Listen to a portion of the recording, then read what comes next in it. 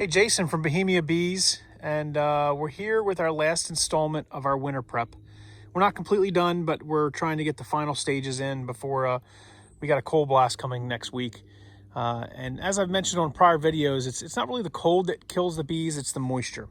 And it's the moisture that the bees will actually create in their cluster inside their actual hive. So in this hive here, the bees are balled up into a cluster around the queen, and it's roughly about 90 plus degrees, as I've mentioned.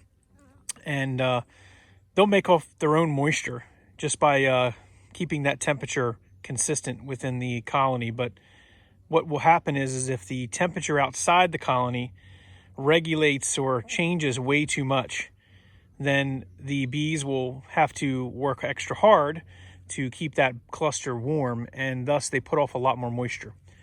They put off a lot more moisture also due to the fact that, we feed, and the syrup that we feed is a 2-to-1 mixture, but a lot of times that 2-to-1 mixture doesn't get 100% fully cured by the time the season is ready to go into winter.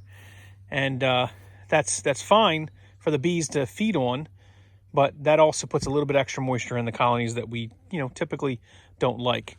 But it's a necessary thing when you're trying to nurse colonies to make sure that they've got enough stores for the winter. We do the sugar shims as well, the dry sugar that helps wick some of the moisture out, as I showed you in a prior video on step 4 of our winterization. Step 5 is really just this wind barrier, right? We put a wind barrier on our colonies to keep the northwest wind, which the field that you see over here cuts over a lot of wind and up this tree line and into our field here, our back field. So we build a fence, a slatted fence. It's a temporary fence up in front of our colonies to block that wind up over the colonies, and thus keeping the natural regulation of the airflow. So it allows for airflow, but it doesn't allow for the direct cold winds shooting in the front door, essentially, of these colonies.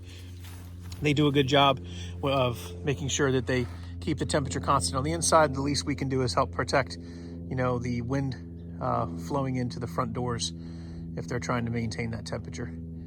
The bees will orient with this board in front. They usually do a orientation flight when they come out and they realize that there's something new. They'll do a quick orientation flight on a warmer day here in the summer, which looks like a few of them are out right now. And they'll come back down and be just fine. And there's one now going in and out, doing its orientation flight to determine where it's going. So that's how we do our last step in our winterization. Again, it's putting a wind block.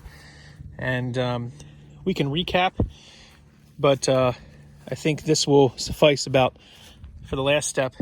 And we'll do a recap video, or we'll do a recap post on our Facebook page talking about all the steps for winterization that we do here at Bohemia Apiary.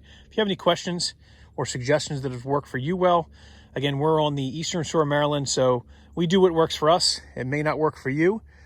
Beekeeping is definitely regional, and it also depends on the bees. So watch your bees, learn from your bees, listen to your bees, and they'll tell you what they need to survive and where your location is. All right, well, thanks for watching. So make sure you subscribe to the channel so you can follow us. And as we produce more content, even through the winter, we're going to do a lot of indoor builds in preparation for the spring. So make sure you subscribe to the YouTube channel, as well as follow us on Facebook. Appreciate everyone watching and the support you have given us thus far. It's really appreciated as we continue to kind of grow our social audience and share what we've learned every single day here at Bohemia Apiary, where beekeeping is definitely more than a hobby. It's an obsession.